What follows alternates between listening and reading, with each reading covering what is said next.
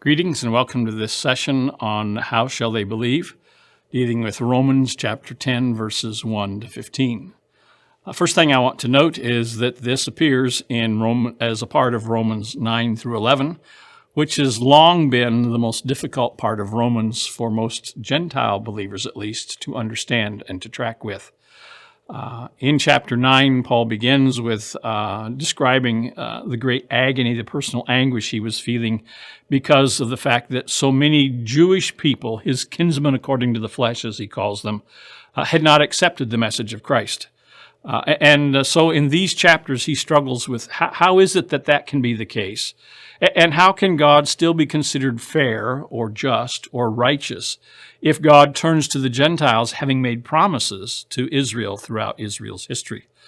And so this passage that we're dealing with is a part of that larger argument. And it's not always altogether clear that Paul is arguing what we might say in a straight line, step one, step two, major premise, minor premise, conclusion, but that he is sort of just thinking out loud about this subject, coming at it from different angles. And of course, a part of it is what has this to do with the law, and the law being one of the great gifts that God gave to the Jewish people. And in verse 4 of our lesson, he makes a very significant statement. He says, Christ is the telos of the law. The end is the way it's usually translated, but the word telos doesn't mean end as in conclusion necessarily. It might mean the law. Christ is the goal of the law for righteousness for everyone who believes. And so that sense of law as goal, that Christ is the goal that the law was trying to get us to, seems to be an important part. Now, Paul then frames the rest of our section with two important Old Testament quotations. In verse 8, the word is near you, on your mouth and in your heart, which comes out of the book of Deuteronomy, chapter 30, where the question is raised there, isn't it too hard to obey all these commandments that appear in the Pentateuch or in the Torah? And the response that's given there is, no, it's not too hard. The word is near you. It's in your mouth. It's in your heart. You can do this.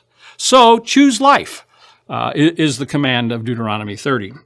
And Paul then uses I'm going to call it a favorite technique of Jewish exegetes, particularly the Qumran, the Dead Sea Scroll community, made use of this method of interpreting. He says, the word that Deuteronomy is talking about, that word is the word that we're preaching to you. And that if a person confesses with their mouth that Jesus Christ is Lord, and if they believe in their hearts that God has raised him from the dead, they'll be saved. And then the question is, so how can they be saved unless someone goes and preaches to them? And so he brings, in verse 15, this section to a close by quoting from Isaiah 52, how timely on the mountains are the feet of those who bring good news, who preach the gospel. Because the gospel is always good news. It is always timely news. It always comes at just the right time in our lives. Thanks be to God.